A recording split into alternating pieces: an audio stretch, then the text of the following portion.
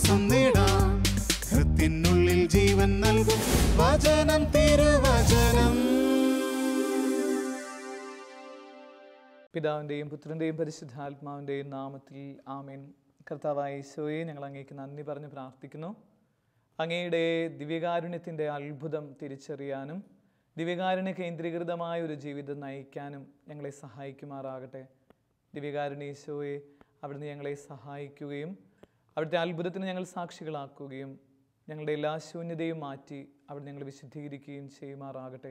പരിശുദ്ധ മറിയമേ, സകല വൃന്ദമാലാഖമാരെ ഞങ്ങൾക്ക് വേണ്ടി മാധ്യസ്ഥം അപേക്ഷിക്കണമേ. ആമേൻ. വിശുദ്ധ യോഹന്നാൻ അറിയിച്ച നമ്മുടെ കർത്താവ് യേശു മിശിഹായുടെ പരിശുദ്ധ സുവിശേഷം അധ്യായം 6:35 മുതലുള്ള തിരുവചനങ്ങൾ. യേശു അവരോട് പറഞ്ഞു, ഞാനാണ് ജീവൻ്റെ അപ്പം. എൻ്റെ അടുത്ത് വരുന്നവന് ഒരിക്കലും വിശക്കുകയില്ല, എന്നിൽ വിശ്വസിക്കുന്നവന് ദാഹിക്കുകയുമില്ല. എന്നാൽ നിങ്ങൾ എന്നെ കണ്ടിട്ടും വിശ്വസിക്കുന്നില്ല എന്ന് ഞാൻ നിങ്ങളോട് പറഞ്ഞിട്ടുണ്ടല്ലോ. പിതാവ് എനിക്ക് നൽകിയവരെയെല്ലാം എൻ്റെ അടുത്ത് വരും. എൻ്റെ അടുക്കൽ വരുന്നവനെ ഞാൻ ഒരിക്കലും തള്ളിക്കളയുകയില്ല. ഞാൻ സ്വർഗത്തിൽ നിന്ന് ഇറങ്ങി വരുന്നത് എൻ്റെ ഇഷ്ടം പ്രവർത്തിക്കാനല്ല, എന്നെ അയച്ചവൻ്റെ ഇഷ്ടം നിറവേറ്റാനാണ്. അവിടുന്ന് എനിക്ക് നൽകിയവരിൽ ഒരുവനെപ്പോലും ഞാൻ നഷ്ടപ്പെടുത്താതെ അന്ത്യദിനത്തിൽ ഉയർപ്പിക്കപ്പെടണമെന്ന് എന്നെ അയച്ചവൻ്റെ ഇഷ്ടം. പുത്രനെ കാണുകയും അവനിൽ വിശ്വസിക്കുകയും ചെയ്യുന്നവൻ ആരോ അവന് നിത്യജീവനുണ്ടാകുമെന്നതാണ് എൻ്റെ പിതാവിൻ്റെ ഇഷ്ടം. സ്വർഗത്തിൽ നിന്ന് ഇറങ്ങി വന്ന അപ്പം ഞാനാണ് എന്ന് അവൻ പറഞ്ഞതിനാൽ യഹൂദർ അവനെതിരെ പിറുപിറുത്തു. അവർ പറഞ്ഞു, ഇവൻ ജോസഫിൻ്റെ മകനായ യേശുവല്ലേ?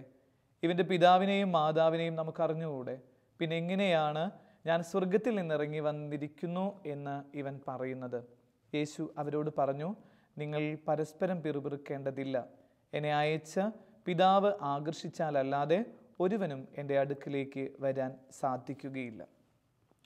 മിശിഹായിൽ ഏറ്റവും സ്നേഹമുള്ളവരെ, ഒരു പക്ഷേ എൻ്റെ പൗരോഹിത്യ ജീവിതത്തിലെ ഏറ്റവും സന്തോഷകരമായ ഒരു അനുഭവം എന്ന് പറയുന്നത് കഴിഞ്ഞ ഒരു 31 ദിവസമായിരുന്നു. ഈ ഒരു 31 ദിവസം എന്താണ് ഇത്രയും സന്തോഷം എന്ന് തോന്നിയതിന് കാരണം എന്ന് ഞാൻ മനസ്സിലാക്കിയത്, എല്ലാ ദിവസവും പുലർച്ചെ 3 മണിക്ക് എഴുന്നേറ്റ് ഗ്രിഗോറിയൻ മാസ് എന്ന് പറയുന്ന ഒരു മാസ് ചെല്ലാനായിട്ട് ഒരു മെസ്സേജ് കിട്ടിയിട്ടുണ്ടായിരുന്നു.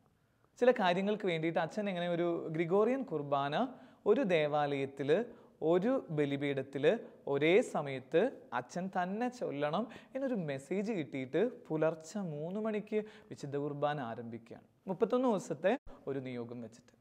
ഇത് തുടങ്ങുന്ന സമയത്ത് സത്യം പറഞ്ഞു കഴിഞ്ഞാൽ ഇത് പറഞ്ഞ എൻ്റെ ആത്മീയ ഗുരുവിനോടും ഇത് പറഞ്ഞ വ്യക്തികളോടും എനിക്ക് എന്നോട് തന്നെ ഒരു ചെറിയൊരു ദേഷ്യവും ഒരു മടിയൊക്കെ തോന്നിയിട്ടുണ്ടായിരുന്നു. വേറെ എത്ര സമയമുണ്ട് വിശുദ്ധ കുർബാന അർപ്പിക്കാൻ? ഈ സമയത്ത് ഗ്രിഗോറിയൻ മാസ് അർപ്പിക്കേണ്ട കാര്യമുണ്ടോ എന്നൊക്കെ ഞാനിങ്ങനെ കുറേ എൻ്റെ റീസണബിൾ ആയിട്ടുള്ള ചിന്തകളിലൂടെ ഞാനിങ്ങനെ കടന്നു പോയിട്ടുണ്ട്. എൻ്റെ അച്ഛൻ പറഞ്ഞതല്ലേ, എൻ്റെ ആത്മീയ ഗുരു പറഞ്ഞതല്ലേ എന്ന് പറഞ്ഞിട്ട് സ്നേഹമുള്ളവരെ, ഞാനിങ്ങനെ ഗ്രിഗോറിയൻ മാസ് എന്ന് പറയുന്ന കർത്താവിന് ഏറ്റവും ഇഷ്ടമുള്ള വിശുദ്ധ കുർബാന 31 ദിവസം ഏറ്റവും തീക്ഷ്ണതയോടുകൂടെ ചൊല്ലി തീർക്കുക. ഈ 31 ദിവസം സ്നേഹമുള്ളവരെ ഒരേ സ്ഥലത്ത് ഒരേ ബലിപീഠത്തിൽ ഒരേ കർത്താവിൻ്റെ ചൈതന്യത്തോടുകൂടെ ബലിയർപ്പിച്ച് 31 ദിവസമായിരിക്കാം ഒരു പക്ഷേ എൻ്റെ പൗരോഹിത്യ ജീവിതത്തിൽ ഏറ്റവും സന്തോഷത്തിൻ്റെ നാളുകൾ. അത് നിങ്ങളുടെ അടുത്ത് എങ്ങനെ പറഞ്ഞു തീരാന്ന് എനിക്കറിയില്ല. അത്രയും ഒരു സന്തോഷം ഞാൻ എൻ്റെ 33 വർഷത്തിൻ്റെ ജീവിതത്തിൽ ഞാൻ അനുഭവിച്ചത് ഈ 31 ദിവസമാണ്. രാവിലെ പുലർച്ചെ എഴുന്നേൽക്ക് 2:30 എഴുന്നേറ്റ് അല്ലെങ്കിൽ 2:15 എഴുന്നേറ്റ് 3 മണിക്ക് വിശുദ്ധ കുർബാനയ്ക്ക് എത്തുന്ന സമയം വരെ ഒരുപാട് ക്രൈസിസ് ഉണ്ട്. കുറേ യാത്രകളൊക്കെ കഴിഞ്ഞിട്ട് ഒത്തിരി ക്ഷീണമായിട്ടൊക്കെ വന്നിട്ട് ഈ ബലി അർപ്പിക്കണേ. പക്ഷെ കർത്താവ് എന്നെ പഠിപ്പിച്ച കാര്യം, ഈശോയ്ക്ക് വേണ്ടിയിട്ട് ബലി അർപ്പിക്കുമ്പോൾ അതിന് കിട്ടുന്ന വലിയ അഭിഷേകത്തെക്കുറിച്ച് ഞാനിങ്ങനെ മനസ്സിലാക്കിയ ദിവസമായിരുന്നു. ഒരുപക്ഷെ ഞാനിനി ഒരിക്കലും എൻ്റെ ജീവിതത്തിൽ നിന്ന് മറക്കാത്ത ഒരു ദിവസം എന്ന് പറയുന്നത്, അല്ലെങ്കിൽ ഒരു മാസം എന്ന് പറയുന്നത് കഴിഞ്ഞ ഒരു 31 ദിവസമാണ്. എന്നിട്ട് ഈശോ എന്നെ പഠിപ്പിച്ച കാര്യം എങ്ങനെയാണ്, ദിവ്യകാരുണ്യത്തിന് സംഭവിക്കാൻ പറ്റാത്ത അല്ലെങ്കിൽ നൽകാൻ പറ്റാത്തതായിട്ട് ഒന്നും നമ്മുടെ ജീവിതത്തിൽ ഇല്ല എന്നുള്ളത്. അപ്പോൾ ഈ വചനം കേട്ടുകൊണ്ടിരിക്കുന്ന നമ്മളോട് കർത്താവ് ഓർമ്മിപ്പിക്കുന്ന കാര്യം എങ്ങനെയാണ്, നീ ദിവ്യകാരുണ്യത്തെ സ്നേഹിച്ചാൽ നിൻ്റെ ജീവിതത്തിൽ ഒരു മാറ്റം സംഭവിക്കും എന്നുള്ളത് 100 അല്ല 101% ഉറപ്പാണ് എന്ന് പഠിപ്പിക്കാം. വേറെ ഒരു ക്വാളിറ്റിയും ഒരുപക്ഷെ ഈ വചനം കേട്ടുകൊണ്ടിരിക്കുന്ന എനിക്കും പറഞ്ഞുകൊണ്ടിരിക്കുന്ന എനിക്കും നിങ്ങൾക്കും വേണ്ട. എല്ലാ ദിവസവും മുടങ്ങാതെ വിശുദ്ധ കുർബാന അർപ്പിക്കുന്നുണ്ട് എന്ന ഒരൊറ്റ ക്വാളിറ്റി മതി നമ്മുടെ ജീവിതത്തെ ഇങ്ങനെ ക്രമീകരിക്കപ്പെടാൻ അല്ലെങ്കിൽ പുതിയൊരു അഭിഷേകത്തിലേക്ക് കൊണ്ടുവരാൻ എന്നുള്ളത് ഒന്ന് ഓർമ്മിപ്പിക്കുക മാത്രം.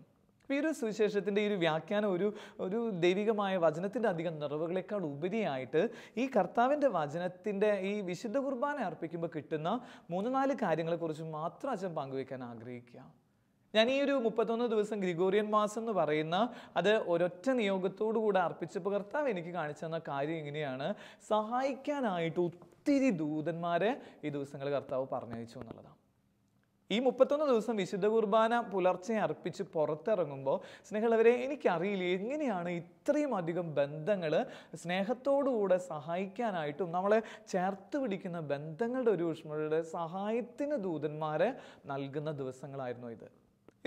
വെറുതെ ഒരു വ്യാഖ്യാനത്തിന് വേണ്ടിയിട്ട് മാത്രം പങ്കുവെക്കുന്നതല്ല, ഞാൻ എൻ്റെ ജീവിതത്തിൽ നേരിട്ട് അനുഭവിച്ച കാര്യമാണ്. ഒരിക്കലും ഒറ്റയ്ക്ക് നടത്താൻ പറ്റില്ല എന്ന് വിചാരിച്ച കുറേ കാര്യങ്ങളുടെ ഇടയിലേക്ക് ഈശോ ഇങ്ങനെ നമ്മൾ പ്രതീക്ഷിക്കാത്ത വ്യക്തികളെ നമ്മുടെ മുൻപിലേക്ക് കൊണ്ടുവരാം. എന്നിട്ട് അവർ നമ്മളെ കൊണ്ട് പറയാം, അച്ഛന് എന്തെങ്കിലും സഹായം ആവശ്യമുണ്ടാവും, ഞങ്ങൾ അച്ഛനെ ഹെൽപ്പ് ചെയ്യാം, അങ്ങനെ ചെയ്യാമെന്നൊക്കെ പറഞ്ഞു കൊണ്ടുപോകുന്ന ഒരു വലിയൊരു സഹായത്തിൻ്റെ ലോകം സ്നേഹമുള്ളവർ നമുക്ക് തുറന്നു കിട്ടും. ദൂതന്മാരെ ഈശോ നമുക്ക് നൽകും എന്നുള്ളതാണ് വിശുദ്ധ കുർബാനയിൽ ഭക്തിപൂർവ്വം പങ്കെടുക്കുന്ന വ്യക്തി കിട്ടുന്ന ആദ്യത്തെ ഗുണപരമായ ഒരു വ്യത്യാസം. അത് ഞാനിങ്ങനെ ഈ ഒരു കാര്യം ഇങ്ങനെ ആലോചിച്ചുകൊണ്ടിരിക്കുന്ന സമയത്താണ് ചരിത്രത്തിലെ ഒരു വിശുദ്ധനെ പരിചയപ്പെട്ടത്. അദ്ദേഹത്തിൻ്റെ പേര് കുറച്ച് നമുക്കൊക്കെ അറിയുന്ന ഒരു വിശുദ്ധൻ എന്ന് പറഞ്ഞാൽ ഇസിദോർ എന്ന് പറയുന്ന ഒരു വിശുദ്ധനാണ്. ഇദ്ദേഹം ജീവിച്ചിട്ടുള്ളത് 12-ാം നൂറ്റാണ്ടിലാണ്. ഇദ്ദേഹത്തിൻ്റെ ക്വാളിറ്റി എന്ന് പറയുന്നത് ഒരു കൃഷിക്കാരനായ സാധാരണ ജീവിതം നയിച്ച ഒരു മനുഷ്യനാണ്. എന്നിട്ട് ഇദ്ദേഹം വിശുദ്ധനായത് എങ്ങനെയാണെന്ന് ചോദിച്ചു കഴിയുമ്പോൾ അതിന് ഏക കാരണം പറയുന്നത് ഈ മനുഷ്യൻ മുടങ്ങാതെ വിശുദ്ധ കുർബാനയിൽ പങ്കെടുത്തിരുന്നു എന്ന് മാത്രമാണ്. ഈ മുടങ്ങാതെ വിശുദ്ധ കുർബാനയിൽ പങ്കെടുത്ത ഇസിദോറിന് കിട്ടിയ ഗുണമെന്ന് പറയുന്നത് ഇദ്ദേഹത്തിനെ സഹായിക്കാനായിട്ട് ദൂതന്മാരെ അയച്ചിരുന്ന് ദൈവം ഇദ്ദേഹത്തെ അഭിഷേകം ചെയ്തിരുന്നു എന്നാണ് പറയുന്നത്. ഇതിൻ്റെ ചരിത്രം വായിച്ചു കഴിഞ്ഞാൽ ഒരു ഇൻട്രസ്റ്റിംഗ് ആയിട്ടുള്ള ഫീച്ചർ കാണുന്നത് ഇങ്ങനെയാണ്: കുർബാന അർപ്പിക്കാത്ത ഒരു ഒറ്റ ദിവസവും ഇദ്ദേഹത്തിൻ്റെ ജീവിതത്തിൽ ഇല്ല. അപ്പോൾ അതിനൊരു വലിയൊരു ക്രൈസിസ് ഇദ്ദേഹത്തിന് വന്നുപെട്ടു. ഇദ്ദേഹം ജീവിക്കുന്ന സ്ഥലത്ത്, അതായത് സ്പെയിനിലെ മാഡ്രിഡ് എന്ന് പറഞ്ഞ സ്ഥലത്താണ് ഇദ്ദേഹം ജീവിച്ചിട്ടുള്ളത്. അപ്പോൾ ഈ സ്പെയിനിലെ മാഡ്രിഡിൽ നേരത്തെ ജോലി തുടങ്ങണം, അല്ലെങ്കിൽ കൃഷിക്കാര്യങ്ങളൊക്കെ വളരെ നേരത്തെ ആരംഭിക്കുന്ന സ്ഥലമാണ്. അപ്പോൾ ഈ നേരത്തെ ആരംഭിക്കുന്ന സ്ഥലത്തിൽ ഒരിക്കലും ഇസിദോർ എത്താറില്ല. ഇസിദോർ എല്ലാ ദിവസവും ലേറ്റായിട്ട് എത്തുക, കാരണം ഇദ്ദേഹം കുർബാന കഴിഞ്ഞിട്ടാണ് പോണേ. അപ്പോൾ ഇങ്ങനെ ഈ നേരം വൈകി എത്തുന്നത് കൊണ്ട് ഇസിദോറിനെതിരെ ഭയങ്കര കംപ്ലൈൻറ്റുകൾ, പരാതികൾ അവിടുത്തെ പ്രഭുക്കന്മാർക്ക് ഇങ്ങനെ ബാക്കിയുള്ള ആൾക്കാർ പറഞ്ഞു കൊടുക്കാൻ സ്വാഭാവികമായിട്ടും അതങ്ങനെ ഉണ്ടാവും. കാരണം എല്ലാവരും 6 മണിക്ക് വരുമ്പോൾ ഇദ്ദേഹം മാത്രം 8 മണിക്ക് വരിക. അപ്പോൾ അവർക്ക് ദേഷ്യം വരില്ല, ഇയാൾക്ക് കൊടുക്കുന്ന സാലറിയും ഇതൊക്കെ കറക്റ്റ്, എന്നിട്ട് ഇദ്ദേഹം വരുന്നത് 8 മണിക്ക് മാത്രം, അവർ 6 മണിക്ക് വരിക. അപ്പോൾ ഇവർ കംപ്ലയിൻറ്റ് ചെയ്തു, യജമാൻ്റെ അടുത്ത് കംപ്ലയിൻറ്റ് ചെയ്തിട്ട് പറഞ്ഞു ഇസിദോർ മാത്രം കൃത്യസമയത്ത് വരുന്നില്ല, അതുകൊണ്ട് ഇദ്ദേഹത്തെ പുറത്താക്കണം എന്ന് പറയാം. അപ്പോൾ ഈ ഒരു കാര്യം ഇങ്ങനെ കംപ്ലയിൻറ്റ് കിട്ടി കഴിഞ്ഞപ്പോൾ അവിടുത്തെ ആ ഒരു നേതാക്കന്മാർ അല്ലെങ്കിൽ ഇതിൻ്റെ അധിപന്മാർ ഇസിദോറിനെ വിളിച്ചിട്ട് സംസാരിച്ചു. Why you are late daily, നീ എന്തുകൊണ്ട് എല്ലാ ദിവസവും നേരം വൈകണേ ചോദിക്കുക. അപ്പോൾ ഇസിദോർ ഇങ്ങനെ വളരെ ഈ കൃഷിക്കാരനായ പാവപ്പെട്ട ഈ കൃഷിക്കാരനായിട്ടുള്ള ഇസിദോർ പറഞ്ഞു, നേരം വൈകണതിന് ഒരൊറ്റ കാരണമുള്ളൂ, കുർബാനയ്ക്ക് പോയിട്ടാണ് ഞാൻ വരാറുള്ളൂ. കുർബാന കഴിഞ്ഞ് വന്ന സമയത്തിൻ്റെ ലേറ്റ് ആവുന്നത് മാത്രമേ ഉള്ളൂ, കുർബാന കഴിഞ്ഞ ഉടനെ ഞാൻ വരാറുണ്ട്. അപ്പോൾ അവർ പറഞ്ഞു, നീ ഇങ്ങനെ കുർബാനയ്ക്ക് വരണു എന്നുള്ളത് കാര്യം ഞങ്ങൾക്ക് നോക്കണ്ട, നീ കൃത്യസമയത്ത് വരുന്നില്ല എന്നുള്ളത് നിന്നെക്കുറിച്ച് പരാതി കിട്ടണമെന്നൊക്കെ പറയുമ്പോൾ ഇസിദോർ പറഞ്ഞു, പക്ഷെ ഒരു കാര്യമുണ്ട്, ഞാൻ നേരം വൈകിട്ട് വന്നാലും ഇവർ ചെയ്യുന്നതിനേക്കാൾ ഇരട്ടി ജോലി ഞാൻ തീർത്തിട്ടേ പോകാറുള്ളൂ എന്ന് പറയാം. അപ്പോൾ അവരങ്ങനെ ചിരിച്ചിട്ട് പറഞ്ഞാൽ അത് എങ്ങനെയാണ്, എല്ലാവരും വരുന്ന സമയത്ത് നീ വരുന്നു, പിന്നെ എങ്ങനെയാണെന്ന് പറയാം. അപ്പോൾ ഇസിദോർ പറഞ്ഞു, എൻ്റെ കർത്താവിന് വേണ്ടിയിട്ട് ബലിയർപ്പിച്ച് കടന്നു വരുമ്പോൾ കർത്താവ് എൻ്റെ കൂടെ വരികയും കർത്താവിൻ്റെ ദൂതന്മാർ വന്ന് എൻ്റെ ഈ കാർഷിക മേഖലയിൽ ഞാൻ ചെയ്യുന്ന ജോലിയിൽ എന്നെ സഹായിക്കാൻ വരാറുണ്ട് എന്ന് തന്നെ പറയാം. ഇങ്ങനെ പറഞ്ഞു കഴിയുമ്പോൾ അവരിങ്ങനെ കളിയാക്കിയിട്ട് പറഞ്ഞു, നീ ഓരോ മണ്ടത്തരം പറയരുത്, നാളെ തൊട്ട് കറക്റ്റ് വന്നില്ലെങ്കിൽ നിന്നെ പുറത്താക്കുമെന്ന് പറയാം. അപ്പോൾ അവരിങ്ങനെ ഈ ഇസിദോർ ഇവരുടെ കാൽക്കൽ വീണിട്ട് പറയും, അങ്ങനെയല്ല, ഒരു ദിവസം ഒന്ന് വന്ന് കാണ്, എൻ്റെ ജോലി മേഖലയും ഞാൻ ചെയ്യുന്ന കാര്യങ്ങളെക്കുറിച്ചൊന്ന് കറക്റ്റായിട്ട് നോക്കിയതിന് ശേഷം എന്നെ പുറത്താക്കുക എന്ന് പറഞ്ഞിട്ട് നിൽക്കാം. അന്ന് ദിവസം രാവിലെ അദ്ദേഹം ഇങ്ങനെ ബലിപീഠത്തിൻ്റെ മുമ്പിൽ നിന്നിട്ട് ഈശോയുടെ അടുത്ത് ഇങ്ങനെ കരഞ്ഞിട്ട് പറയും, ഞാനൊരു കൃഷിക്കാരനാണ്, എനിക്ക് വേറെ സാധ്യതകളില്ല, എൻ്റെ മക്കൾക്കും എൻ്റെ ഭാര്യയ്ക്കും ഒക്കെ ദിവസത്തിനുള്ള ഭക്ഷണം കൊടുക്കാനുള്ള പ്രശ്നങ്ങൾ ഒത്തിരി ഉണ്ട്. ഈശോയെ വിശുദ്ധ കുർബാന അർപ്പിക്കാത്ത ഒരു ദിവസം എനിക്ക് വേണ്ട, പക്ഷേ എനിക്ക് എന്നെ പുറത്താക്കുന്നു എന്നൊക്കെ പറഞ്ഞിട്ട് വിശുദ്ധ കുർബാനയിൽ നിന്ന് ഈ മനുഷ്യൻ ഇങ്ങനെ കരഞ്ഞ് കുർബാന അർപ്പിച്ചിട്ട് പുറത്തിറങ്ങാം. ഇതൊക്കെ നോക്കിയിട്ട് ഈ യജമാനൻ അവിടെ നിൽക്കുന്നുണ്ട്, ഇയാൾ കുർബാനയ്ക്ക് വരുന്നതും നേരത്തെ കുർബാനയ്ക്ക് വരുന്നതും പുറത്തിറങ്ങി പോണതും ഒക്കെ. അങ്ങനെ പുറത്തിറങ്ങി പോയി കഴിഞ്ഞിട്ട് ജോലി സ്ഥലത്ത് ചെല്ലുമ്പോൾ നേരം വൈകിട്ട് ഇസിഡോർ ജോലി ചെയ്യണ സമയത്ത് ഈ യജമാനൻ വരുമ്പോൾ നോക്കുമ്പോൾ കാണുന്ന കാര്യം ഇങ്ങനെയാണ്. ഇസിഡോറിനെ കൂടാതെ വേറൊരാൾ നിന്നിട്ട് കൂടെ ജോലി ചെയ്യണത് കാണാം. വേറൊരു മനുഷ്യൻ കൂടെ അവിടെ ഉണ്ട് ദ സെയിം സിറ്റുവേഷനിൽ. അയാളിങ്ങനെ ഇസിഡോറിനെ ഇങ്ങനെ ഹെൽപ്പ് ചെയ്യണതും രാവിലെ തൊട്ട് അത് ആ ഒഴിവുചാലുകളൊക്കെ ഒഴുകണതും എല്ലാ കാര്യങ്ങളും ഇങ്ങനെ ചെയ്തുകൊണ്ടിരിക്കുന്നത് കാണാം. വൈകിട്ടായിട്ട് നോക്കുമ്പോൾ ഈ യജമാനൻ നോക്കുമ്പോൾ അയാളെ കാണുന്നില്ല. ബാക്കിയുള്ള ആര് ചെയ്യുന്നതിനേക്കാൾ കൂടുതൽ ജോലി ചെയ്യണതായിട്ട് ഇവരിങ്ങനെ കാണുകയും ചെയ്യാം. അപ്പം ഇതൊരു അൺബിലീവബിൾ ആയിട്ടുള്ള കാര്യമായതിൻ്റെ പേരിൽ ഇങ്ങനെ ഇസിഡോറിൻ്റെ അടുത്ത് സംസാരിക്കുമ്പോൾ ഇസിഡോർ ഇങ്ങനെ സ്നേഹത്തോടെ യജമാൻ്റെ കാൽക്കൽ വീണിട്ട് പറയും, ഞാൻ ഇതുകൊണ്ടാണ് എല്ലാ ദിവസവും വിശുദ്ധ കുർബാനയ്ക്ക് പോണേ. വിശുദ്ധ കുർബാനയിൽ ഞാൻ പങ്കെടുത്തുകൊണ്ടിരിക്കുമ്പോൾ ഈശോൻ്റെ അടുത്ത് പറയും, ഞാൻ എൻ്റെ ദൂതന്മാരെ അയച്ച് നിൻ്റെ കാര്യങ്ങൾ സജ്ജീകരിക്കുമെന്ന് പറഞ്ഞിട്ട് എന്നെ നിർത്താറുണ്ട്. അതുകൊണ്ട് എന്നെ ഈ ജോലിയിൽ നിന്ന് പിരിച്ചുവിടലേ എന്ന് പറയാം. അപ്പോൾ ഈ യജമാനന് മനസ്സിലാവുന്ന ഒരു കാര്യമുണ്ട്, സാധാരണ ജോലിക്കാർ ചെയ്യണേക്കാൾ ഇരട്ടി ജോലി ഇസിഡോർ ചെയ്യുന്നുണ്ട്. കുർബാനയുടെ സമയം ഒഴിച്ച് ബാക്കിയുള്ള സമയത്ത് നോക്കുമ്പോൾ കുർബാന അർപ്പിച്ചതിനേക്കാൾ ഇരട്ടിയുടെ രീതിയിലുള്ള കാര്യങ്ങൾ ചെയ്യുന്നുണ്ട് എന്ന് പറഞ്ഞിട്ട് പഠിപ്പിക്കുക. ഞങ്ങളിങ്ങനെ സെമിനാരി പഠനകാലത്തൊക്കെ ഇങ്ങനെ ചിന്തിക്കാറുണ്ട്. ചില ദിവസമൊക്കെ പരീക്ഷയുള്ള ദിവസമാണ്, യൂണിവേഴ്സിറ്റി എക്സാം ഒക്കെ ഉണ്ടാകുമ്പോൾ ഇങ്ങനെ ഈ വിശുദ്ധ കുർബാന സ്കിപ്പ് ചെയ്യണമെന്നൊക്കെ ചിലപ്പോഴൊക്കെ ചിന്തിക്കും. കുർബാന വേണ്ട, കുർബാനയിൽ അത് ആ സമയത്ത് പഠിച്ചാലെന്നൊക്കെയുള്ള വലിയ പ്രലോഭനം ഉണ്ടായിരുന്ന ഒരു അച്ഛൻ എന്ന് പറയുക സെമിനാരിക്കാരനായിരുന്നു ഞാൻ. പക്ഷെ എനിക്കൊരു അച്ഛനുണ്ടായിരുന്നു, പോൾ കല്ലിവീട്ടിൽ എന്ന് പറയുന്ന ഒരു അച്ഛൻ. CMI സഭയിലത്തെ ഒത്തിരിയേറെ കർത്താവിൻ്റെ ഈ ഒരു വിശുദ്ധ കുർബാനനെ കുറിച്ചുള്ള നവ്യലോകത്തെക്കുറിച്ച് പഠിപ്പിക്കുന്ന അച്ഛനാണ്. അപ്പോൾ അച്ഛൻ എൻ്റെ അടുത്ത് അങ്ങനെ ആ ഒരു സമയത്ത് ഞാനിങ്ങനെ ഈ ഒരു ക്രൈസിസ് ഒക്കെ ഇട്ട്, അച്ഛൻ എനിക്ക് പഠിക്കാനൊന്നും അത്ര കഴിവുള്ളതല്ല, ഞാനത് ഈ പരീക്ഷയുടെ സമയത്തൊക്കെ ഒന്നും മാറിപ്പോയിട്ട് കുർബാനയൊന്നും കാണാതെ ആ സമയത്തൊക്കെ ഒന്നിരുന്ന് പഠിച്ചോട്ടെ എന്ന് പറയുമ്പോൾ അച്ഛൻ പറയുന്ന കാര്യമുണ്ട്, എൻ്റെ സ്റ്റാഴ്സ നീ വിശുദ്ധ കുർബാന അർപ്പിച്ചിട്ട് പരീക്ഷ എഴുത്, you will definitely see the miraculous activity of Jesus. ക്രിസ്തുവിൻ്റെ സാന്നിധ്യം നീ കാണുമെന്ന് പറഞ്ഞിട്ട് അച്ഛൻ എന്നെ അങ്ങനെ പഠിപ്പിക്കും. ഇനി തൊട്ട് നീ വിശുദ്ധ കുർബാന അർപ്പിച്ചതിന് ശേഷം പങ്കെടുത്തതിന് ശേഷം പഠിച്ചു തുടങ്ങി. സത്യസ്നേഹമുള്ളവരെ, ഞാൻ എൻ്റെ ജീവിതത്തിൽ കണ്ട ഒരു കാര്യം ഇങ്ങനെയാണ്. അങ്ങനെ ഈ എത്ര വലിയ പരീക്ഷയാവട്ടെ, യൂണിവേഴ്സിറ്റി ആവട്ടെ, അല്ലെങ്കിൽ ലുവൻ യൂണിവേഴ്സിറ്റി നിന്നൊക്കെ കിട്ടുന്ന ആ ഒരു സർട്ടിഫിക്കറ്റ് കിട്ടാനായിട്ട് ഒത്തിരി പാടുണ്ട്. അതിന് പഠിക്കാനുള്ള അധികം സമയമൊന്നും ഞങ്ങൾക്ക് സെമിനാരിയിലില്ല. പക്ഷെ ആകെ ഒരു കാര്യമുണ്ട്, കർത്താവിൻ്റെ വിശുദ്ധ കുർബാനയിൽ ഇങ്ങനെ മുഴുവൻ കുർബാനയിൽ ഇങ്ങനെ പങ്കെടുക്കും. അത് പങ്കെടുത്തിട്ട് പിന്നെ വായിക്കണ ഏത് കാര്യമാണോ ആ കാര്യത്തോടൊപ്പം ഇങ്ങനെ ദൂതന്മാർ വന്നിട്ട് എഴുതാൻ പറയണ പോലെ നമുക്ക് തോന്നാറുണ്ട്. ആ പരീക്ഷയൊക്കെ കഴിഞ്ഞ് വരുമ്പോൾ കിട്ടുന്ന മാർക്ക് എന്ന് പറയുമ്പോൾ ഒരു സാധാരണ ഒരു ആവറേജ് സ്റ്റുഡൻറ്റ് കിട്ടുന്ന മാർക്കല്ല. ഒരിക്കലും ഇങ്ങനെ ഒരു ആവറേജ് സ്റ്റുഡൻറ്റ് കിട്ടുന്ന മാർക്ക് എനിക്ക് കിട്ടിയിട്ടില്ല. കാരണം ഈ വിശുദ്ധ കുർബാനനെ സ്നേഹിച്ച് ജീവിക്കാൻ തുടങ്ങിയ സമയം തൊട്ട് അത്ഭുതങ്ങൾ കണ്ടിട്ടുണ്ട്. ഇങ്ങനെ സഹായിക്കാനായിട്ട് ആരൊക്കെ വന്ന് നിൽക്കണ അത്രയും ഒരു അത്ഭുതത്തിൻ്റെ മേഖല ഇങ്ങനെ തുറക്കണത് കാണാറുണ്ട്. ഞാനിങ്ങനെ വാർഷിക ധ്യാനം നോമ്പിൻ്റെ സമയത്ത് ചെയ്യുമ്പോൾ ഈശോയുടെ അടുത്ത് പറഞ്ഞിട്ടുണ്ടെന്ന് വെച്ചാൽ ഇങ്ങനെ 50 ദിവസം ഞാൻ ഈ ധ്യാനം ഉണ്ട് എനിക്ക്. ഈ 50 ദിവസവും ഭക്ഷണം കഴിക്കാണ്ട് ധ്യാനിപ്പിക്കാൻ പോകണം, നീ എന്നെ ശക്തിപ്പെടുത്തുന്നു ഇങ്ങനെ പറയാറുണ്ട്. അപ്പോൾ ഈശോ എനിക്കിങ്ങനെ പറഞ്ഞിട്ട് ഞാനിങ്ങനെ പോയി ധ്യാനം തുടങ്ങിയിട്ട് 3-ാമത്തെ 4-ാമത്തെ ദിവസം ആകുമ്പോഴേക്കും ഭയങ്കര ടയേർഡായി. അപ്പോൾ എൻ്റെ ബന്ധുക്കളും എനിക്ക് പരിചയമുള്ള ഡോക്ടർമാരൊക്കെ പറഞ്ഞു, അച്ഛാ അങ്ങനെ ഒരു ഭക്ഷണം പോലും കഴിക്കാണ്ട് അങ്ങനെ ചെയ്യരുത്, അത് ശരീരത്തിന് ഭയങ്കര പ്രശ്നങ്ങളുണ്ടാവും, അതുകൊണ്ട് അച്ഛൻ അത് കാര്യം ഒഴിവാക്കുക, ഭക്ഷണം കഴിച്ചിട്ട് ധ്യാനിപ്പിച്ചാൽ മതി എന്ന് പറഞ്ഞു. അപ്പോൾ എനിക്കൊരു ആഗ്രഹം ഉണ്ടായിരുന്നു, ഞാൻ ഈശോയുടെ അടുത്ത് ഇങ്ങനെ കുറേ നേരം ഇങ്ങനെ മുട്ടുമ്പോൾ കിടന്നിട്ട് ഇങ്ങനെ പ്രാർത്ഥിച്ചു, ഈശോയെ എനിക്ക് ഇതിനെ ഒന്ന് ഫേസ് ചെയ്യണം, എന്താ ചെയ്യേണ്ടതെന്ന് ചോദിച്ചു കഴിയുമ്പോൾ ഒരു ദൈവിക ദൂതനെ പോലെ വന്നിട്ട് ഒരാളെൻ്റെ അടുത്ത് വന്നിട്ട് പറഞ്ഞു, അച്ഛൻ പേടിക്കണ്ട, വിശുദ്ധ കുർബാന അർപ്പിക്കുമ്പോൾ ആ ചെറിയ തിരുവോസ്തിയിൽ ഈശോയുടെ അടുത്ത് പറയാം, ഇന്നത്തേക്ക് രാവിലെ മുതൽ രാത്രി വരെയൊക്കെയുള്ള ഭക്ഷണമായിട്ട് ഇതിനെ ആശീർവദിക്കണമെന്ന് പറഞ്ഞിട്ട് പ്രാർത്ഥിക്കാനായിട്ട് പറയാം. സ്നേഹമുള്ളവർ, സത്യത്തിൽ പിന്നെ രാവിലെ 6 മണിക്ക് വിശുദ്ധ കുർബാന അർപ്പിക്കുമ്പോൾ ഞാൻ ഈ അപ്പം എടുത്ത് ഉയർത്തുമ്പോൾ പറയും, ഈശോയെ ഇത് രാവിലെ തൊട്ട് രാത്രിക്ക് വരെയുള്ള എൻ്റെ എനർജിയുടെ ഏറ്റവും വലിയ ഭക്ഷണമാണ്, എനർജി ഡ്രിങ്ക് ആയിട്ട് ഈ തിരുരക്തവും എനർജി ആ ഫുഡായിട്ട് ഇത് മാത്രമാണെന്ന് പറഞ്ഞിട്ട് ഈശോയുടെ അടുത്ത് ഇങ്ങനെ ചേർന്ന് നിന്ന് ബലിയർപ്പിച്ച് തുടങ്ങാം. നിങ്ങൾക്കറിയോ സ്നേഹമുള്ള ഒരു വ്യത്യാസം ഞാൻ കണ്ടത്, 50 ദിവസവും ഒരു ഗ്ലാസ് വേറെ ഭക്ഷണം ഞാൻ കഴിച്ചിട്ടില്ല, ഒരു ഗ്ലാസ് വേറെ വെള്ളം കുടിച്ചിട്ടില്ല. 50 ദിവസവും കർത്താവ് ഇങ്ങനെ ക്രമീകരിച്ചിട്ട് പറഞ്ഞു, ഇതൊരൊറ്റ കാര്യത്തിൻ്റെ പുറത്ത് ഇന്ന് ജീവിക്കാനുള്ള ബലം കിട്ടുക. ഈശോ പറഞ്ഞ കാര്യം എങ്ങനെയാണ്, നിനക്ക് ദൂതന്മാരെ അയച്ച് ഞാൻ നിൻ്റെ കാര്യങ്ങൾ ക്രമീകരിച്ചുകൊണ്ടിരിക്കും. കഴിഞ്ഞ ദിവസം ഇങ്ങനെ ഒരു കുടുംബൻ്റെ അടുത്ത് ഇങ്ങനെ പറയാം, വിശുദ്ധ കുർബാനയിൽ പങ്കെടുത്ത് കഴിഞ്ഞപ്പോൾ എനിക്കിങ്ങനെ എത്ര ദൂതന്മാരെ കൊണ്ടായിരുന്നു അഭിഷേകം ചെയ്ത്. അപ്പോൾ ഞാൻ ചോദിച്ചു അതെങ്ങനെയാണ്? അപ്പോൾ ഈ മനുഷ്യൻ പറയുന്നു, എൻ്റെ മോന് എന്നും ഇങ്ങനെ ആസ്മയുടെ അസുഖങ്ങൾ തച്ചാം, കാണിക്കാത്ത ഡോക്ടർമാരില്ല. അപ്പോൾ ഒരു ദിവസം ഇങ്ങനെ ഒരു ഡോക്ടറെ കാണിക്കാനായിട്ട് കോഴിക്കോട് ഭാഗത്തുള്ള ഒരു ഡോക്ടറെ കാണിക്കാനായിട്ട് ഞങ്ങൾ തൃശ്ശൂരിൽ നിന്ന് കോഴിക്കോട് വരാം. അപ്പോൾ ഞങ്ങൾക്ക് ഇങ്ങനെ ഭയങ്കര ഒരു പ്രലോഭനം ഉണ്ടായി, ഇന്ന് കുർബാന കാണണ്ട, നേരിട്ട് പോയിട്ട് ഡോക്ടറെ കാണാം എന്നൊക്കെ വിചാരിച്ചിട്ട് ഇത്രയും ഡോക്ടർമാരെ കണ്ടതല്ലേ, ഇനിയിപ്പോൾ നമുക്ക് കുർബാന അർപ്പിച്ചിട്ട് മതി എന്ന് വിചാരിച്ചിട്ട് ഇവർ വിശുദ്ധ കുർബാന അർപ്പിക്കുക. ഈ കുർബാന അർപ്പിച്ചുകൊണ്ടിരിക്കുന്ന സമയത്ത് ഈ മോനിങ്ങനെ ശക്തമായിട്ട് ചുമച്ചുകൊണ്ടിരിക്കുക, നിൽക്കാൻ പറ്റാത്ത രീതിയിൽ.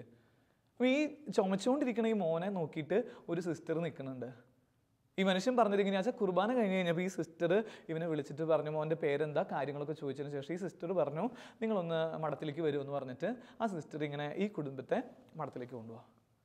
ഈ കുടുംബത്തെ ഇങ്ങനെ മഠത്തിലേക്ക് കൊണ്ടുപോയി അവിടെ ഇരുന്നിട്ട് കുറച്ച് നേരം ഈ സിസ്റ്റർ ഇങ്ങനെ ദിവ്യകാരുണ്യത്തോട് ഇങ്ങനെ പ്രാർത്ഥിച്ചിട്ട്, സിസ്റ്ററിന് കുറച്ച് മരുന്നൊക്കെ അറിയണം, കുറച്ച് ചികിത്സ അറിയണ സിസ്റ്ററാണ്. ഈ സിസ്റ്റർ ഈ മോനിങ്ങനെ ഒരു മരുന്ന് കൊടുത്തു. എന്നുവെച്ച് പറഞ്ഞു, ഈശോ പറയുന്നുണ്ട്, ഈശോയുടെ ദൂതന്മാർ മോൻ്റെ കൂടെ ഉണ്ടാവും, പേടിക്കേണ്ട, ഈ മരുന്ന് കഴിച്ചോ എന്ന് പറയാം.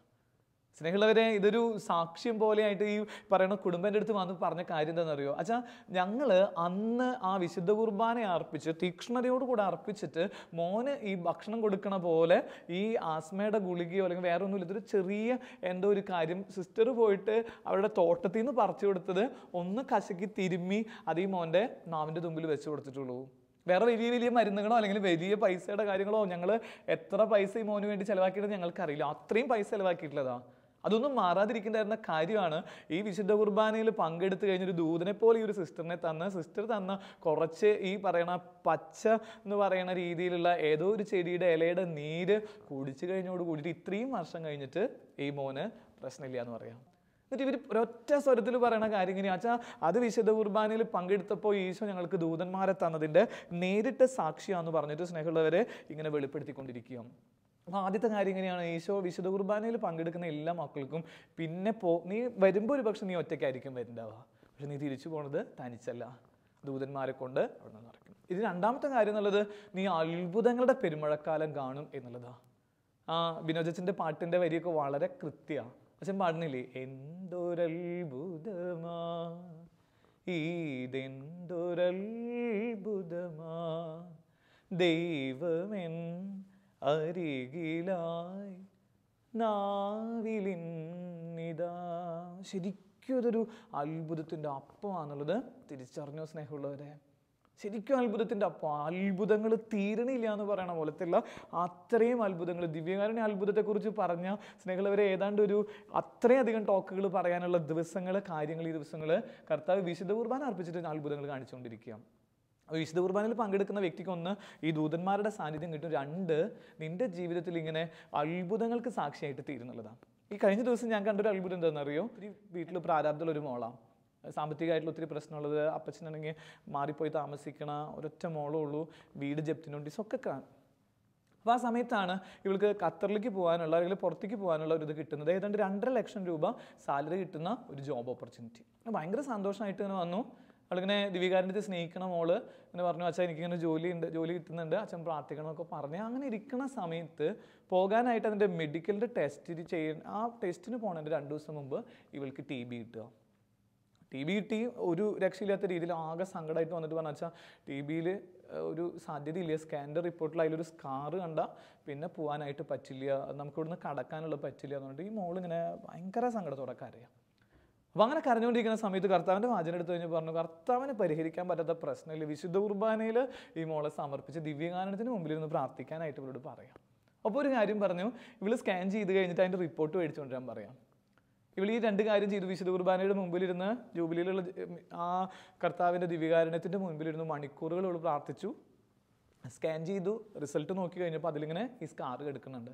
അപ്പോൾ ഇവൾ പറഞ്ഞു, അച്ഛാ ഒരു സാധ്യതയില്ല, അച്ഛാ പുറത്തു പോകാനുള്ള ഒന്നും പറ്റില്ല എന്ന് പറഞ്ഞ് നിരാശപ്പെട്ടിട്ട് ഇവൾ നിൽക്കുക. എന്നിട്ട് ഇവൾ പിന്നെ വന്ന് എൻ്റെ അടുത്ത് വന്ന് നിന്നിട്ട് ഇത് കരഞ്ഞിട്ട് ഈ ഒരു സ്കാനിങ്ങിൻ്റെ റിപ്പോർട്ടും കൊണ്ട് തന്നു കഴിഞ്ഞപ്പോൾ ഈശോ ഇങ്ങനെ പറഞ്ഞു, വിശുദ്ധ കുർബാന നാളെ അർപ്പിക്കുമ്പോൾ ഈ ഇതിന് പോകുന്നതിന് മുമ്പ് ഈ വിശുദ്ധ കുർബാന ബലിപീഠത്തിൽ ഈ ഒരു കാര്യം ഇങ്ങനെ വെക്കാം, ഒരു ശക്തമായിട്ട് ഈശോയുടെ തിരുരക്തം കൊണ്ടും തിരുശരീര രക്തം കൊണ്ട് അതിനൊന്ന് അഭിഷേകം ചെയ്ത് പ്രാർത്ഥിച്ചിട്ട് ഈ മോളുടെ കയ്യിൽ കൊടുക്കാനായിട്ട് പറയും. ഞങ്ങളുടെ അടുത്ത് പറഞ്ഞു, നാളെ വിശുദ്ധ കുർബാനയ്ക്ക് നന്നായിട്ട് ഒരുങ്ങി വരണം, അച്ഛനും നന്നായിട്ട് പ്രാർത്ഥിക്കാമെന്ന് പറഞ്ഞ് തലേദിവസം രാത്രി മുഴുവൻ ഈ മോൾക്ക് വേണ്ടിയിട്ട് വിശുദ്ധ കുർബാനയുടെ മുമ്പിൽ ഇരുന്ന് പ്രാർത്ഥിച്ചതാണ്. പിറ്റേ ദിവസം രാവിലെ കുർബാനയിൽ ശക്തമായിട്ട് ഇങ്ങനെ പ്രാർത്ഥിച്ചു. കുർബാന കഴിഞ്ഞ് ഈ മോളുടെ കയ്യിൽ ഈ സ്കാനിങ്ങിൻ്റെ റിപ്പോർട്ടും കൊടുത്ത് ഇനി പോയിട്ട് അതിൻ്റെ ടെസ്റ്റിന് പോകാൻ പറയാം. സ്നേഹമുള്ളവരെ, ഞാൻ കണ്ടൊരു അത്ഭുതം എന്താണെന്നറിയോ? ഇവൾ വന്നിട്ട് എൻ്റെ അടുത്ത് വന്ന് പറയാം, 50-56 പേര് ഈ ടെസ്റ്റിൽ പോയതാണ്. അതിൽ പലരുടെയും സ്കാനിങ്ങിൻ്റെ റിപ്പോർട്ടൊക്കെ കറക്റ്റ് ആയിരുന്നു, മെഡിക്കൽ റിപ്പോർട്ട് എല്ലാവരുടെയും ക്ലിയർ ഉണ്ടായിരുന്ന മക്കൾ പോയത്. അതിൽ 29 പേരെ സെലക്ട് ചെയ്തിട്ടില്ല. എന്നിട്ട് ഇവള് പറയാ, ഈ സ്കാറുള്ള അച്ഛൻ കാണില്ല അച്ഛാ, ഈ റിപ്പോർട്ടിൽ അച്ഛന് വരെ കണ്ടാൽ മനസ്സിലാവണം സ്കാനില്ലേ, അതവർ കണ്ടില്ല, എനിക്കിതേ പുറത്തേക്ക് പോകാനുള്ള ഇതുണ്ടെന്ന് പറയാം. അതിങ്ങനെ പറഞ്ഞിട്ട് കഴിയുമ്പോഴും ഇവൾ ഉള്ളിൽ പറഞ്ഞു വെച്ചാൽ പക്ഷെ അവിടെ പോയി പുറത്തെത്തി കഴിഞ്ഞാലും പ്രശ്നമാണ്, അതിൻ്റെ അവിടെ ഗവൺമെൻറ് നോക്കി കഴിഞ്ഞാൽ അത് കണ്ടാലും കിട്ടില്ല എന്നൊക്കെ പറയാം. അപ്പോൾ ദിവസം പറഞ്ഞു നമ്മൾ ദിവസം തൊട്ട് പ്രാർത്ഥിക്കാൻ പറഞ്ഞിട്ട് ഇവളുടെ കുടുംബത്തിലുള്ള അമ്മയും ഞാനും ഒരുമിച്ച് ഇവൾക്ക് ഈ നിയോഗം പറഞ്ഞ് വിശുദ്ധ കുർബാനയിൽ പ്രാർത്ഥിച്ച് പുറത്തു പോകും. അവിടെ പോയി കഴിഞ്ഞപ്പോൾ അവരിത് കണ്ടു, അവർ പറഞ്ഞു ഇത് ചെയ്യാനായിട്ട് പറ്റില്ല എന്ന് പറഞ്ഞപ്പോൾ അവരിൽ ആരോ ഒരാൾ പറഞ്ഞു നല്ല മോളായി. അതുകൊണ്ട് അവിടെ നിന്ന് ഇന്ത്യക്കാരിൽ നിന്നൊക്കെ ഇത് കണ്ടെത്താനായിട്ട് പറ്റിയില്ല, അല്ലെങ്കിൽ ഇന്ത്യൻ മെഡിക്കൽ ആ മേഖലയിലുള്ളവർക്ക് ഇത് കണ്ടെത്തിയില്ല. ഇവിടെ വന്നപ്പോഴാണ് അത് കിട്ടിയിട്ടുള്ളത്. അതുകൊണ്ട് നമുക്ക് അവളെ റിജക്റ്റ് ചെയ്യണ്ട, നമുക്ക് അവളെ ചേർക്കാമെന്ന് പറഞ്ഞിട്ട് അവളെ ചേർത്തെടുക്കാം.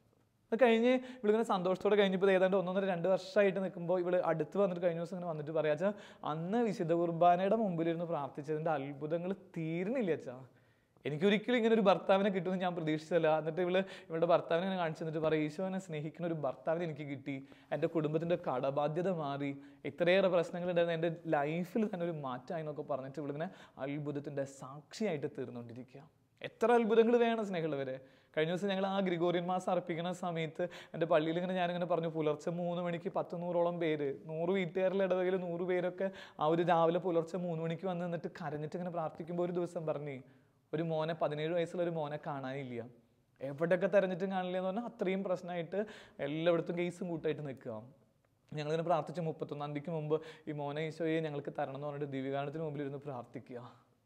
ഈ പറയണ 31-ാം തീയതി ഈ 31-ാമത്തെ ദിവസത്തെ കുർബാനയ്ക്ക് ഇവളുടെ ഈ പറയണ മോൻ്റെ 17 വയസ്സുള്ള മോൻ്റെ അമ്മ വിളിച്ചിട്ട് കരഞ്ഞിട്ട് പറയാം അച്ഛാ വിശുദ്ധ കുർബാനയിൽ പങ്കെടുത്തതിൻ്റെ അത്ഭുതം ഞാൻ കണ്ടു എന്ന് പറയാം. ഏതോ ഒരു ഭാഗത്ത് നിന്ന് ഇവൻ ഒളിച്ചോടിപ്പോയതാ, അവൻ ഒരിക്കലും കിട്ടില്ല എന്ന് വിചാരിച്ച സ്ഥലത്ത് നിന്ന് അവനെ തിരിച്ചു കിട്ടി, അവനെ കൊണ്ടുവന്നു എന്ന് പറഞ്ഞിട്ടുള്ള വാർത്തയൊക്കെ കേൾക്കുമ്പോൾ സ്നേഹമുള്ളവരെ അത്ഭുതത്തിൻ്റെ ഒരു അടയാളമാണ്. 3-ാമത്തെ ഈ ഒരു ദിവ്യകാരുണ്യത്തിൻ്റെ മുൻപിൽ അല്ലെങ്കിൽ വിശുദ്ധ കുർബാനയിൽ പങ്കെടുത്ത് പ്രാർത്ഥിച്ചാൽ കിട്ടുന്നത് ഉള്ളിലുള്ള എല്ലാ ശൂന്യതയും പരിഹരിക്കപ്പെടും എന്നുള്ളതാണ്. എൻ്റെ ജീവിതത്തിൽ ആരുടെ ജീവിതത്തിലെ ശൂന്യതയില്ലാത്ത ഏതെങ്കിലുമൊക്കെ മേഖലയിൽ ശൂന്യതയുള്ളവരൊക്കെ തന്നെയാണ് നമ്മൾ.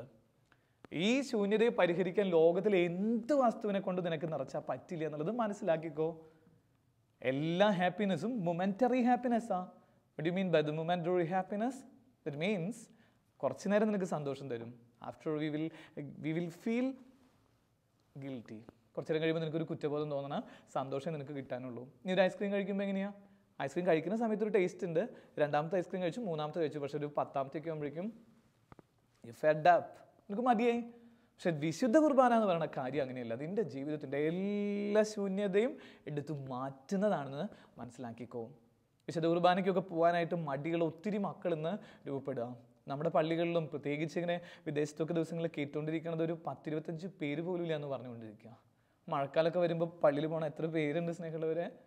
മുടങ്ങാതെ ഞായറാഴ്ച കുർബാന അല്ലാതെ ഇട ദിവസങ്ങളിൽ കുർബാന കാണണം എത്ര പേര്, അർപ്പിക്കണം എത്ര പേരുണ്ടെന്ന് ആലോചിച്ച് നോക്കിയും ഒരുപാട് കുറവില്ലേ. എന്നിട്ട് ശൂന്യത പരിഹരിക്കാനായിട്ട് കൗൺസിലിങ്ങിൻ്റെ അടുത്തും ധ്യാനകേന്ദ്രങ്ങളൊക്കെ പോയി നടന്നിട്ട് അതിൻ്റെ ഒന്നും ആവശ്യമില്ല. ധ്യാനകേന്ദ്രങ്ങൾ മോശമാണോ കൗൺസിലിംഗ് ഒന്നും അല്ല അച്ഛൻ പറഞ്ഞുകൊണ്ടിരിക്കണേ. പക്ഷെ ബേസിക് ആയിട്ട് വേണ്ട കാര്യം വിശുദ്ധ കുർബാനയിൽ പങ്കെടുക്കുക എന്നുള്ളതാണ്. ആ വിശുദ്ധ കുർബാനയിൽ പങ്കെടുത്തിട്ട് നീ പ്രാർത്ഥിക്കുമ്പോൾ നിൻ്റെ ഉള്ളിലെ ശൂന്യത ഇങ്ങനെ പരിഹരിച്ച് അവിടെ നിന്ന് ഇങ്ങനെ നിറവ് നൽകണതായിട്ട് അറിയാം. പുലർച്ചെ 3 മണിക്ക് 3:30 ഇന്ന് കുർബാന അർപ്പിച്ചതിന് ശേഷമാണ് ഇത്രയും ദൂരം കഴിഞ്ഞ് ഈ വചനം പറയാൻ വന്നത്. പക്ഷെ എൻ്റെ മനസ്സിലുള്ള സന്തോഷം ആ വിശുദ്ധ കുർബാനയുടെ ബലമാണ് കർത്താവിൻ്റെ വചനം ഇങ്ങനെ പറയാനുള്ള നിറവ് എനിക്ക് ഇട്ടുകൊണ്ടിരിക്കണം. ഉള്ളിലൊരു ശൂന്യത സ്നേഹമുള്ളവരെ പരിഹരിക്കുക. ആർക്കും നികത്താൻ പറ്റാത്ത ശൂന്യത, ഒരു ധനത്തിന് നികത്താൻ പറ്റില്ല, ഒരു സ്ഥാനമാനത്തിന് നികത്താൻ പറ്റാത്ത ശൂന്യത നിൻ്റെ ജീവിതത്തിൽ മാറുന്നത് ഈശോ ദിവ്യകാരുണ്യമായിട്ട് നിൻ്റെ ഉള്ളിൽ വരുമ്പോഴാണ്. ആ ഈശോയെ സ്നേഹിച്ച് തുടങ്ങുക എന്നുള്ളതിൻ്റെ ഒരു ലാസ്റ്റ് സ്റ്റേജാണ്. എൻ്റെ ജീവിതത്തിലൊരു എനിക്ക് പറ്റിയൊരു ചെറിയൊരു പരിക്ക് അല്ലെങ്കിൽ ഒരു ചെറിയൊരു അബദ്ധം എന്ന് പറയുന്നത് കൂടി കാര്യം കൂടി ഓർത്തിട്ട് ഞാൻ ഓർക്കുക. അത് ഇത്രയും വിശുദ്ധ കുർബാനയെ കുറിച്ചൊക്കെ പറയണം. ഞാൻ എൻ്റെ ഒരു സുഹൃത്തായിട്ടുള്ള ഒരു ചേട്ടൻ്റെ അടുത്തൊരു കാര്യം ഇങ്ങനെ സംസാരിക്കാം. എൻ്റെ അടുത്ത് സംസാരിച്ച കാര്യം ഇങ്ങനെയാണ്, അയാളുടെ വീട്ടിൽ ഒരുപാട് പ്രശ്നമുള്ളത്, ആ സാമ്പത്തികമായിട്ടൊക്കെ ഒത്തിരി തളർന്നിരിക്കുന്ന കുടുംബം. അപ്പോൾ ഈ മനുഷ്യൻ പറഞ്ഞാൽ എനിക്കൊരു ജോലി കിട്ടിയിട്ടുണ്ട്, രാത്രിയാണ് ജോലി, ഒരു പ്രത്യേകമായിട്ടുള്ള രീതിയിലുള്ള ജോലിയാണ്, പക്ഷേ രാവിലെ കുർബാനയ്ക്ക് വരാൻ പറ്റില്ല, ഞാൻ എന്താ ചെയ്യേണ്ടത് വെച്ചാൽ. അപ്പോൾ ഞാൻ നോക്കിക്കഴിഞ്ഞപ്പോൾ ഇവർ കുടുംബത്തിന് ആവശ്യമുള്ളത് കുറേ സാമ്പത്തിക ബാധ്യതയുള്ളതാണ്, ഇത് രാത്രി ജോലി എടുക്കുമ്പോൾ ഇയാൾക്ക് നല്ല സാലറി കിട്ടുമെന്നൊക്കെ പറഞ്ഞു. അപ്പോൾ ഞാൻ ഇയാളുടെ അടുത്ത് പറഞ്ഞു, ഇങ്ങനെ ഒരു അച്ഛൻ പറയാൻ പാടില്ലാത്ത അങ്ങനെ അറിയാണ്ട് ഇങ്ങനെ പറയണ പോലെ പറഞ്ഞു, ചേട്ടാ വിശുദ്ധ കുർബാന തൽക്കാലം സ്കിപ്പ് ചെയ്തോ, ഇപ്പോൾ നമുക്ക് ആവശ്യം സാമ്പത്തികമായിട്ടുള്ള പ്രശ്നമല്ലേ എന്നൊക്കെ പറയാം. അല്ലെങ്കിൽ ഞാൻ പറയണത് കേട്ടിട്ട് സ്നേഹമുള്ള വരെ കുർബാനയ്ക്ക് പോവാതെ, കുർബാനയ്ക്ക് എന്ന് പറഞ്ഞാൽ രാത്രി നേരം വൈകിട്ടാണ് വരിക, തിരിച്ച് വരിക, കുർബാനയ്ക്ക് എത്താനായിട്ട് പറ്റില്ല. 1 മാസം കൊണ്ട് ഇയാളൊരു ഭ്രാന്തനെ പോലെയാവാം. എൻ്റെ അടുത്തേക്ക് വന്നിട്ട് ഇങ്ങനെ കരയാ, എനിക്ക് ഒന്നിനും പറ്റുന്നില്ല, നല്ല ശമ്പളം ഉണ്ട്, നല്ല കാര്യങ്ങളൊക്കെ ഉണ്ട്, പക്ഷെ എന്തോ വലിയ ശൂന്യത. ഞാനിരുന്ന് കുറച്ച് നേരം പ്രാർത്ഥിച്ച് കഴിഞ്ഞപ്പോൾ ഈശോ ഇങ്ങനെ പറയുക, എൻ്റെ സ്റ്റാഴ്സ് ഈ പൈസ കൊണ്ടൊന്നും ഇവൻ്റെ ശൂന്യത മാറില്ല, ഇവനടുത്ത് വിശുദ്ധ കുർബാനയിൽ പങ്കെടുക്കാൻ പറയും. ഇയാൾ ആ ജോലി ഉപേക്ഷിച്ചു. ഇപ്പോൾ തൃശ്ശൂർ ഓട്ടോ ഓടിച്ച് നടക്കുക. എനിക്ക് ഏറ്റവും ഇഷ്ടമുള്ള ചേട്ടനാണ്. ഒരു ഓട്ടോക്കാരനായിട്ട് രാവിലെ 8 മണി തൊട്ട് 5 മണി വരെ പുള്ളിക്കാരൻ ഓട്ടോ ഓടും. എന്നിട്ട് അദ്ദേഹം പറയും, മറ്റേ ജോലിയൊന്നും വേണ്ട അച്ഛാ, ഉള്ളിലൊരു നിറവുണ്ടേ, അത് മതി, അത് മാത്രം മതി. നമുക്ക് കണ്ണുകൾ അടയ്ക്കാം, പ്രാർത്ഥിക്കാം.